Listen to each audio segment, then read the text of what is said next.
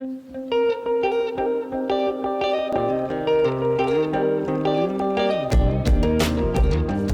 back to the Bible in Context. Hey, Nate. Hey, Caleb. How's it going? It's going good. We are here where context is king and the original author's intent drives our interpretation. Absolutely. And now we're to Jacob being ready to flee from Laban. We're in chapter 31 this time, and maybe we'll get through the whole episode, or the whole chapter. I don't know. I guess we'll see. It's a long chapter with a lot of twists and turns and different stuff going on, so a lot of scene changes. Yeah, it continues the roller coaster and the mess of Jacob's life. Yeah. So this is right after Jacob has swindled Laban out of all of his livestock, and this was while Laban was also trying to cheat Jacob out of his wages, out of the sheep. We talked about last time how Laban removed all the flocks from Jacob once they settled on him getting all of the speckled and spotted and mottled sheep. He took all those, the imperfect sheep, and removed them far away so they wouldn't breed as much. So now we pick up in verse 3 of chapter 31 after Jacob has been given lots of wealth, riches, livestock, servants, all those things that we expect right before an Exodus, the great possessions and mixed multitude. Yeah, and just like in the Exodus, the people from that land are getting anxious about his wealth and are even accusing him of stealing from their father. Laban's sons are not happy with him. That's in verse 2. Jacob saw that Laban did not regard him with favor as he did before. In verse 1, it talks about how it's Laban's sons were saying that Jacob had taken away all of their father's wealth, basically. Right. Okay, so there's some hostility and fear brooding between the chosen one and the people of the land, soon. So that's like an Exodus. That's really good. And so Jacob is told by Yahweh at this point in verse 3, now that this hostility is brewing, that it's time to go, time to return back to the land. He says, I will be with you. And if you remember, that is the same phrase from chapter 28, whenever Yahweh promised Jacob that he would be with him as he goes into Laban and that he would prosper him and so on. So this brings us back to the promise of chapter 28 and helps us, the reader, to recall God's faithfulness through the past 20 years of Jacob's life in Padan Aram. So verse 5, he begins giving this speech to his wives, telling them, hey, it's time to go back to Canaan. He kind of gives a summary of what's happened in the past, a little bit of the story so that they know, and kind of gives us a view through view this through a lens where God is an active player, possibly. Because we haven't really heard much about God's actions in the past little bit of the story, except for the fact that he gave him children. But here we see Jacob showing where God has acted for him, possibly. We're going to talk about maybe a couple ways to take this, but I think the overarching narrative tension with Jacob is still the same, regardless of how you take God's actions with the sheep and placing the sticks and all that.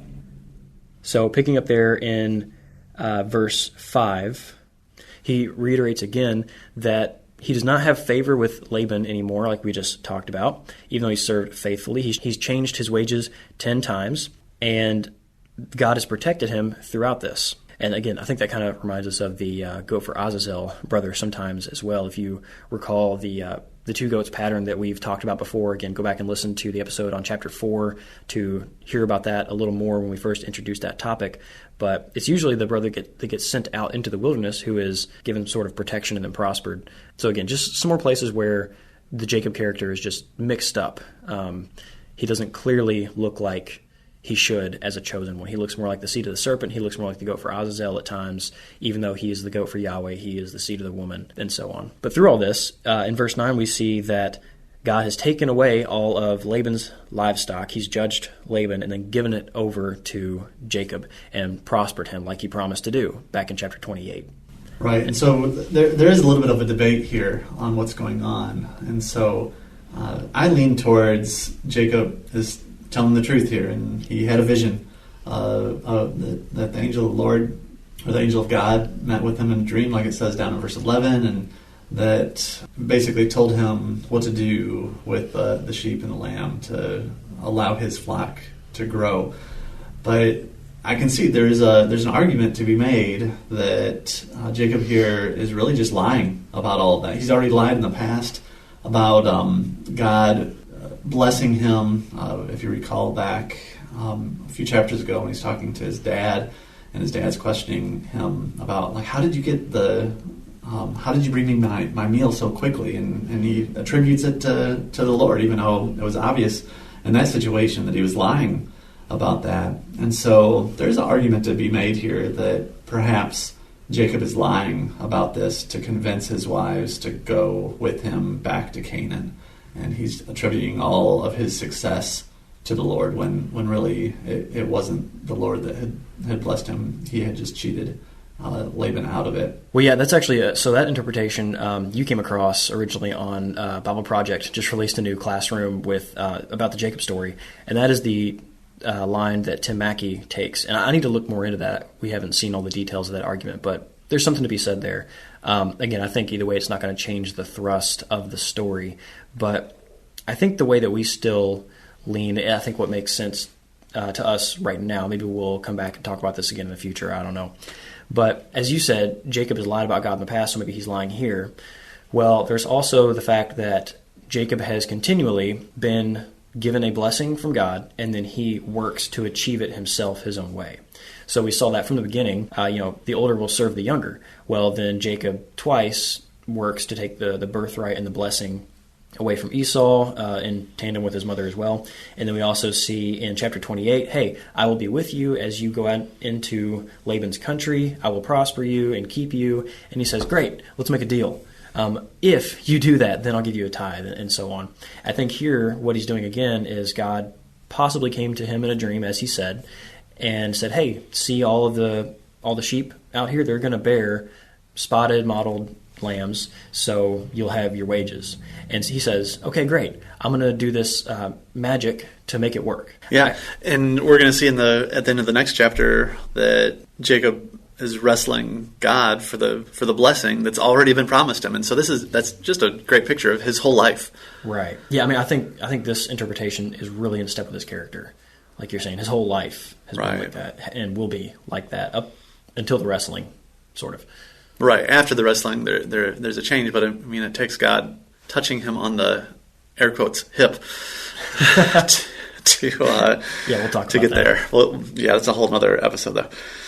Either way you take that, we still see Jacob is conniving to get this blessing. Whether you think that he is completely lying about God's interaction here and he just did this all himself and he's trying to use God to convince his wives to come back with him, or if he is telling the truth about God but then connived for the blessing, did the magic practice, which, by the way, let me just say something about that. It seems like what Jacob does with the sticks, we may have said this in the last episode, has some similarities to ancient Near Eastern magical practices, and so that's why we're saying that it was probably a magical practice that he was trying to lean on in order to produce these. Or it could just been some sort of superstition that...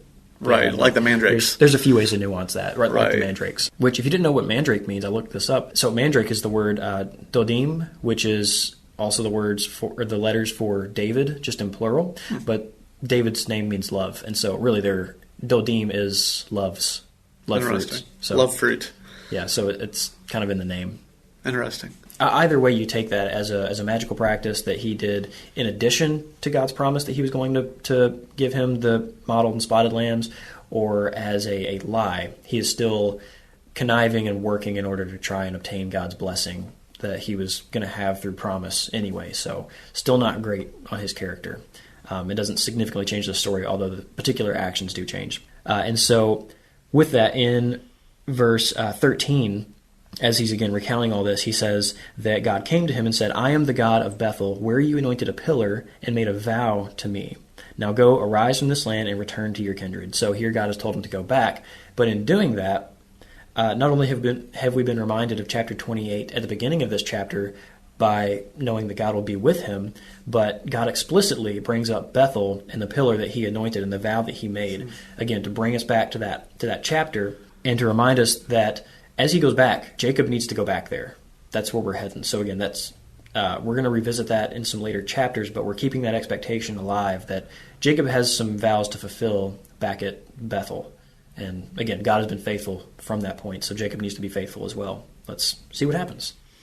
Yeah, we might even see another pillar in this chapter. All right, so after this long speech, the daughters are willing to go back with him. Yeah, they don't put up much of a fight. They're pretty bitter with their father. Their father has basically sold them to Jacob and regards them as foreigners instead of saving up for like a dowry or an inheritance for them. He's spent all the money, and so they come to recognize that, okay, all the wealth that their father had has been transferred to Jacob. And so because they belong to Jacob, it's all ours. And so, yeah, do whatever God has told you to do. Go.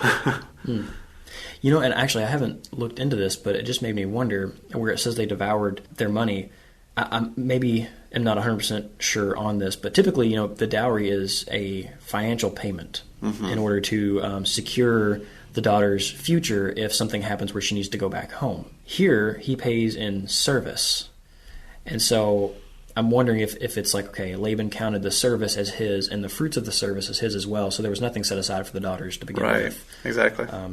Yeah, it was not a transferable commodity. It was, just Jacob's labor. Right. And perhaps he could have saved some of the fruits of Jacob's labor for them and set it aside, but he never does that. He devours it. He squanders it. Spends it or hoards it for himself or whatever it is, doesn't allot it for them in the future. Right. So he's essentially treating them like a foreigner. Yeah. So there, forget that. We're going with you. You know, our dad has not even kept us in the family, so all right, sounds good. And that's going to become significant because later Laban does say, like, hey, you've driven away my daughters like captives with the sword. And it's like, no, that's not what happened. You actually did that, more or less. Okay, so again, they're starting to, in verse 17, they arose, they get up on camels and start to make their journey. And then in verse 18, it does say that he drove away all of his livestock and all of his property that he gained, the livestock in his possession that he acquired in Padan Aram. So there is some driving there, but it's just funny that Laban says, you drove my daughters away. No, he drove away his livestock, but not your daughters. They were willing participants. Right. But we're also reminded in this verse again, the mixed multitude and the great possessions, more Exodus reminders. This element of the Exodus is plugged again in verse 18. Yeah. Well, and again in 19 too, where they have to leave quickly because Laban's gone to shear his sheep, and so now's the time to go. And so there's this leaving in the night under and it even calls them, like he tricked them. And that word tricked is kind of interesting too, because I think what does it mean? It means stole the heart. Yeah, he stole the heart of Jacob. Yeah. Which we'll talk about that too in a second. That's a really interesting little possible literary arc going through the story. And by the way, we've mentioned the Exodus a few times along with the two goats thing. So I believe, I want to say episode 10 or something like that, we talk about the Exodus in creation, and we kind of introduce the Exodus motif idea. So if that's unfamiliar to you, go back and listen to that one, or buy the book Through the Waters. Shameless plug. There you go. Wherever you can. No.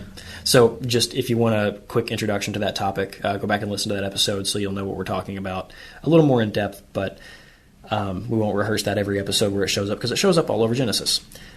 So while Laban's gone, they get up and go, and then Rachel, she takes the gods of Laban.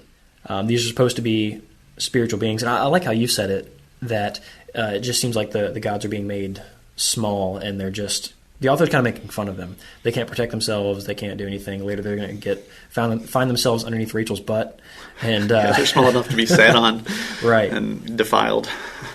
Yeah, and so I mean, it's just again, I think this is more and more just poking fun, and also just saying, like, look how worthless they are. They can't do anything, and then their master can't find them as he's rifling through their belongings. Yeah. Yahweh finds you. You don't find a little statue of Yahweh. Yeah. Well, actually, I hadn't thought about this before, but yeah, Jacob, he's out in the wilderness, and God comes to him, in the big anti-Tower of Babel thing. Like, God came and found him, and now Laban can't find his gods. And right. I don't think there's anything in there in the literary structure, but just a point to be made about the nature of Yahweh and the nature of these idols, and how the author, I think, is intentionally trying to get you to just see how almost worthless. Comically worthless these idols are. I think so. Yeah, and we're never even told why Rachel steals them, if she's planning on using them for some kind of divination like her father did, or if it's just out of spite because she's ticked at her father and wants to take something that he values. It's hard to tell. Yeah. Yeah, and either way, I guess it's not great of Rachel to have done that. Shows you her character. Right.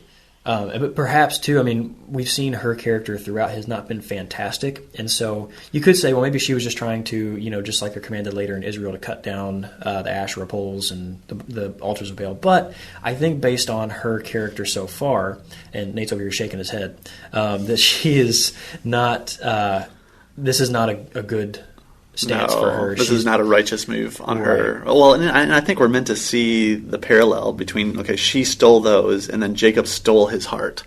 And again, and we've seen this before, Jacob and Rachel are kind of two peas in a pod.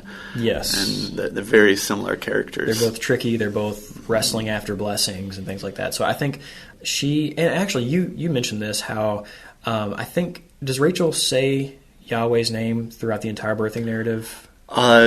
Eventually she does say Yahweh, but initially, no, it's just Elohim. Okay, whereas Leah does. And maybe there's nothing to that, but it may be pointing, if that's correct, to Rachel still has some sort of devotion to these beings as well. It's possible. It's possible. There's a lot of ways to talk about what she's doing, but either way, it's something negative, and it also is kind of a slam on Laban's gods. Yeah, and I think that's a big part of it, just the dishonoring of these household pagan gods. Right. So I want to talk about this word stole or tricked throughout this story. This word occurs in quite a few verses. There might be something to it having a bit of a carrying part of the story arc. So the word is ganav, is the word that is translated tricked or stole throughout this narrative. And whenever it says that they tricked, it's more of they stole the heart. And so that's it comes in English as you tricked them, but it means like you stole their heart, literally in Hebrew. And so what we see here is in verse 19, Rachel stole the gods, ganav the gods. In verse 20, Jacob stole the heart of Laban by leaving secretly. And then Laban says, "Why have you stolen my heart?" in verse 26. In verse 27, Laban again asked the same question, "Why did you steal my heart? Why did you trick me?" And then verse 30, he asks, "Why did you steal my gods?"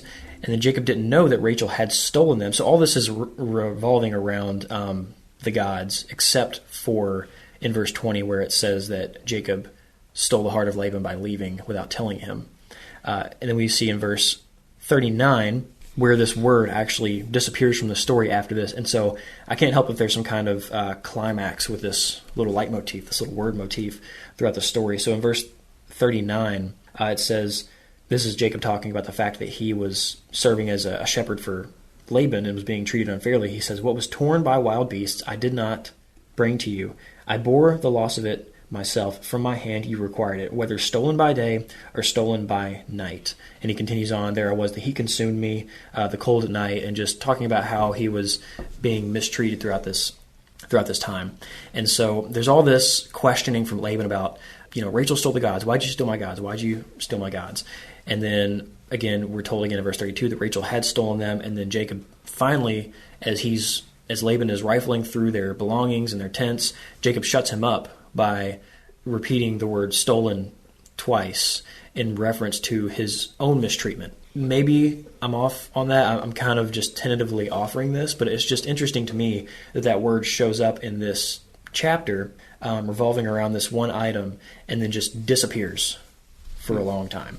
Maybe there's something to that. I think there is something going on in the structure here with that for it to show up concentrated like this and then go away. Maybe not, but I can't help but wonder. Yeah, that's interesting. I hadn't thought about that. Well, and let's back up a little bit, too, because I think it's just really interesting how the story slows down here, because when Laban accuses Jacob of stealing, he has no idea that Rachel has stolen these items, and he even says, whoever stole them, we'll put them to death. Right.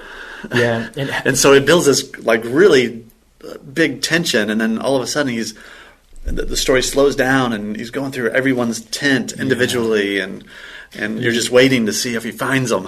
Then he comes up, you can feel the stress building. Yeah. He comes up to Rachel, and basically she says, it's my time of the month, and you're like, what a lame excuse, get up, let me check, and it doesn't happen. So it's like, what in the world? Yeah. But there's I feel like that's just some Hebrew comedy yeah. going on there. Yeah. That these pagan gods are being defiled underneath Rachel. Yeah, just sitting there. And I've heard some talk about like she's on her period, and so an extra defilement of the gods. She may not have been. She may have been just lying. Right, but regardless, I think she's just sitting on them. Yeah, they're being for what gods should be treated as. That she's mistreating them. Yeah, and again, Laban can't find them, and he buys her lie or her excuse, whatever. And after all that tension, it dissipates here. Yeah. She obviously fears her father way more than she fears these gods. Right. But yeah, so. And I think, again, that might play into Jacob finally shutting him up with this, talking about, like, hey, look, you, what was stolen from me, from your flock, like, I had to bear that burden, all that kind of stuff. Well, yeah, like you said, let's back up a little bit, and there are a few more interesting things to talk about as we build up to this scene of Laban searching through all the tents.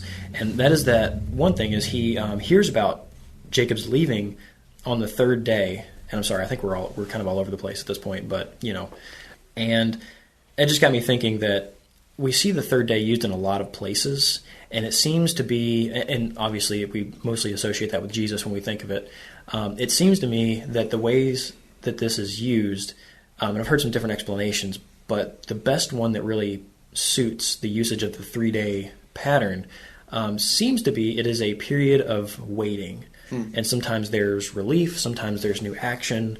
I can't really pin it down beyond that because it's not always like you wait 3 days and then relief. You wait 3 days and then salvation. Sometimes you wait 3 days and something bad happens or some kind of stress is heightened on the third day. So it's not always like third day and then salvation. It just seems like 3 days when there's waiting to be done, it's 3 days. Yeah, you wait 3 days and then something significant happens. Right. And so maybe that's what Paul has in mind when he says Jesus died and then resurrected on the third day in accordance with the Scripture. There's that pattern of waiting. Right. I've heard some, a 3-day death and resurrection is nowhere predicted in the Old Testament, and so perhaps it's like he's saying, the Old Testament, there's always been this 3-day pattern of waiting, and so that's what we did whenever Jesus died. So maybe that's what he's picking on. Yeah, that makes sense, because I feel like there's other places in the New Testament where they refer to so that the Scripture could be fulfilled, but there's no specific prophecy that mentions whatever needs to be fulfilled. Which we should talk about prophecy sometime, because I feel like my thoughts especially have developed quite a bit on prophecy. John Walton has been a big help, but some others too that I feel like we could bring some perhaps fresh comments to based on some things we've been talking about lately. Yeah, so that'd be a good one. We're not going to say now, though. We'll leave that just hanging there for you. Yeah, leave it alone. All right, so after we wait 3 days, some new action happens. He pursues him for 7 days. Again, just this completion kind of number thrown out there, really rounding out the story, or at least perhaps even maybe just seeing God's providence through this number and seeing God's protection over the scenario, because it's on the seventh day here. That's right. Where God he gets a dream. Right. He comes to him and says, like, look, don't touch Jacob. And so that's the whole thing. Jacob's like, look, it's in my power to kill you and to do all this stuff, but your God said don't. So what can I do? Right. Okay. So I do have a question about that, because it says in the dream, the Lord says to him, "Be careful not to say anything to Jacob, either good or bad." Mm-hmm. And so, is that just like a Hebrew idiom for "don't touch him," or was he really expecting or trying to encourage? Was the Lord trying to encourage Laban not to even speak words? Because if he is saying "don't talk to him," obviously Laban just flat out disobeys and goes and accuses Jacob of stealing. But it does prevent him from harming Jacob, though. Right, it does. And maybe this is in the context of like blessing or curse. You're in no position to do either. Or maybe, again, like you said, it's just kind of idiomatic for like, don't do anything against him. Like, just mind your business. And so, yeah. But he does continue to pursue him, and probably the right thing to do at that point, after he had the vision or the dream, was to just turn around. Mm-hmm. Okay, here's another. Possibly. Go ahead. Well, we'll get to it at the end of this chapter. Okay. Possibly. Okay. I think there's a chance for Laban to do something right, and they kind of have to do it right, but we'll get there. Okay. So, God has protected Jacob by warning Laban in a dream not to do good or bad, which might just mean, don't touch him, mind your business. You can go talk to him, I guess, but don't. Either it's saying don't bless and don't curse him, or it's saying just don't harm him, just idiomatically. But whenever he gets there, something that's interesting to me that Laban does is he asks the question in verse 26. It says, "And Laban said to Jacob, 'What have you done that you have tricked or stolen my heart from me and driven away my daughters like captives of the sword?'" So we've already talked about that, how they weren't driven away by the sword. He's making a little bit too much of this. They were willing to go, happy to go. And the thing that's really interesting to me is he says to Jacob, "What have you done?" Where have we heard that before? Over and over. I mean, over and in over. the garden, and after Cain murders Abel. And Pharaoh on and on. asked that to Abraham after he lied about Sarah. Abimelech asked it to Abraham after that. I think Abimelech also asks it to Isaac. I can't remember. Yes, he does. So over and over we've seen this. And we'll see it again, too. Either way, this is this shows like, hey, a fall has essentially just happened of some sort. So what's this question doing here? Right. Jacob just left Laban. And he continues on speaking in verse 27, "Why did you flee secretly and trick me, and did not tell me, so that I might have sent you away with mirth and song and tambourine and lyre?" Which we're probably all thinking like, okay, you've been a turd this whole time. Like, you didn't deserve to know. But I think perhaps what we should be seeing here is, regardless of Laban's character, his intentions, God came to Jacob and said, "Hey, it's time to go." And so he should have, based on the past experiences and his trust in Yahweh, said, "Okay, that's fine. I'm going to do this the right way, and you're going to get me out of here." Yeah. And so I think he probably should have said, "Hey, I'm taking your daughters and all my wages. I'm quitting my job and leaving." He didn't turn in his 2 weeks' notice and all that stuff, and he just yeah. This is again him leaving quickly in secret. Is him trying to take things into his own hands even after God. Yeah, and so I think the author has placed this question in Laban's mouth, or recorded it, however you want to take that, has put this question in Laban's mouth in order to get us to realize, like, Jacob has not done everything right here. He's done something wrong. He's done something deceptive, and it wasn't a good idea in this case because there was a better way for him to trust God. Right. Which is always the case. That's always the tension. Did you trust Yahweh or did you eat the fruit? Did you trust God and go and get that purification offering, or did you murder your brother? Did you trust God that he's going to take care of you in the land, or did you leave and sell your wife out? And on we go. Right. Okay, so after all of this, we get into what we've already talked about, kind of out of order with the stealing the gods and going through the tent, the suspense and all that. But let's walk back through where Jacob berates Laban about his past mistreatments. So starting in verse 36 there, it says that Jacob became angry and berated Laban. Jacob said to Laban, "What is my offense? What is my sin that you've hotly pursued me? For you have felt through all my goods, and what have you found of all your household gods? Set it here before my kinsmen and your kinsmen, let them decide between us. These 20 years I have been with you. Your ewes and female goats have not miscarried. I have not eaten of your rams or your flocks. What was torn by beast, I did not bring it to you. I bore the loss of it myself." Now, this is where it starts getting important, from verse 39 on, where he bore the loss himself. "From my hand you required it, whether stolen by day or stolen by night. There I was, the day the heat consumed me, and the cold by night. And sleep fled from my eyes. These 20 years I have been in your house. I have served you 14 years for your 2 daughters, 6 years for your flocks, and you have changed my wages 10 times. If the God of my father, the God of Abraham, the fear of Isaac, had not been on my side, surely now you would have sent me away empty-handed. God saw my affliction and the labor of my hands and rebuked you last night." So a couple things here. First of all, God saw his affliction.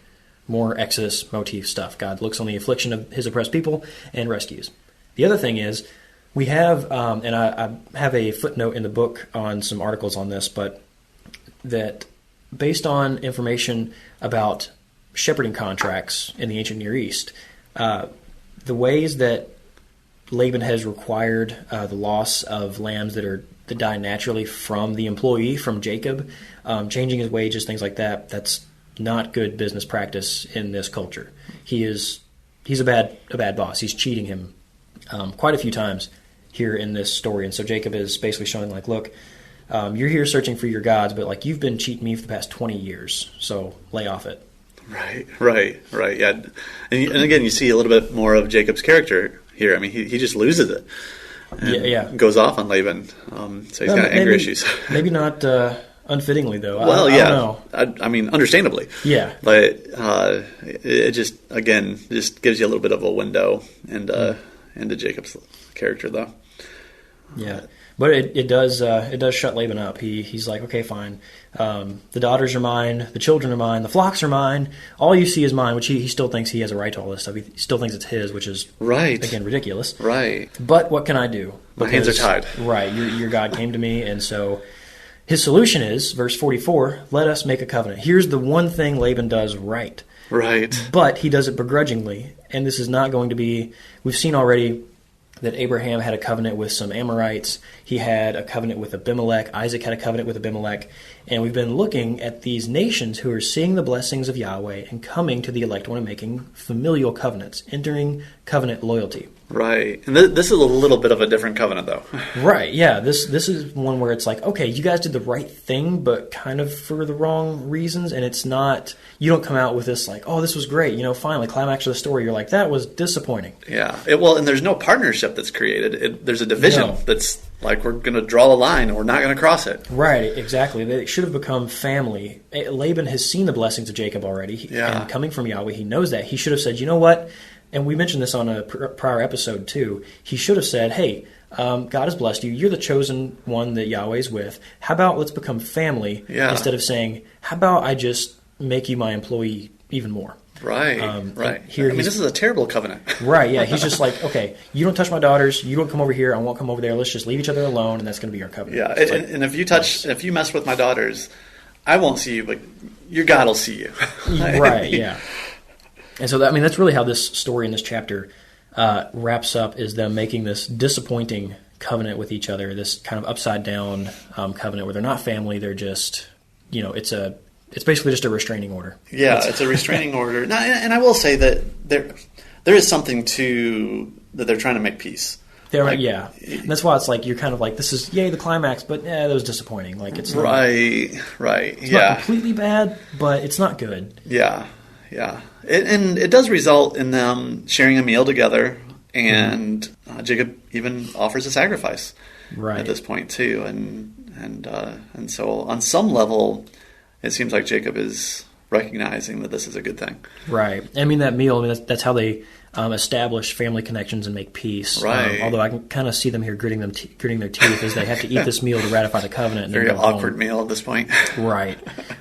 Perhaps that's reading into it a little bit much. Yeah, but that seems very much so. Seems to be what's going on. But we do get at the end of this, just like with the other Exodus events, you still end with, in verse 54 especially, they've already set up a pillar and made the covenant, so there's now a covenant with the nations, even though it's kind of a twisted one. And it says in verse 54 that Jacob offered a sacrifice, just like the other patriarchs have after their exoduses, in the hill country, which, again, this is not hill country. It is singular. It says on the mountain. That's just, I think, significant because that's been the pattern, first of all, throughout Genesis, but possibly it is an echo of the mountain where Israel met God. And so, or the fact that it says the mountain just kind of strikes me as interesting. Now, the fact that it does say the mountain, it could be a mountain, it's because it depends on the Masoretic pointing on the bait before the har, essentially, in Bahar, the mountain. But either way, like it's a singular mountain, and that's been the theme, again, throughout Genesis, and possibly, we talked about this before back in Genesis 12, how this calls us back to Sinai, possibly. But either way, this is following the Exodus pattern where it has this climactic sacrifice on a mountain, and so Jacob has completed his Exodus event. And so I think it's interesting. So Laban called it Jagar Sahudatha, which is Aramaic for heap of witness. Yeah, heap of witness. And then Jacob gives it basically the Hebrew version of that name, Gilead. And then they end up calling it Gilead, but then he also calls it Mizpah. And I believe later on, these locations, Gilead and Mizpah, are mentioned a lot in like battles. Like they are constantly crossing the lines that this treaty was supposed to create, and these places become a source of conflict once we get to, I think, like David's story and later on. Very cool. I didn't know that. Yeah, I mean, just looking through where Mizpah shows up, which is interesting. It's not Gilead, it's Mizpah. But throughout the rest of the Bible, Gilead doesn't really show up, but Mizpah shows up a lot through Joshua, Judges, the books of Samuel, 1st and 2nd Kings, and then actually quite a bit in Jeremiah. Anyway, it shows up a lot. So yeah, it does. Just recall the name Mizpah when you come across it in later Scripture to check that out. So, yeah. Yeah, it comes up 39 other times in the Bible. That's significant. Huh. Yeah. Interesting. Cool.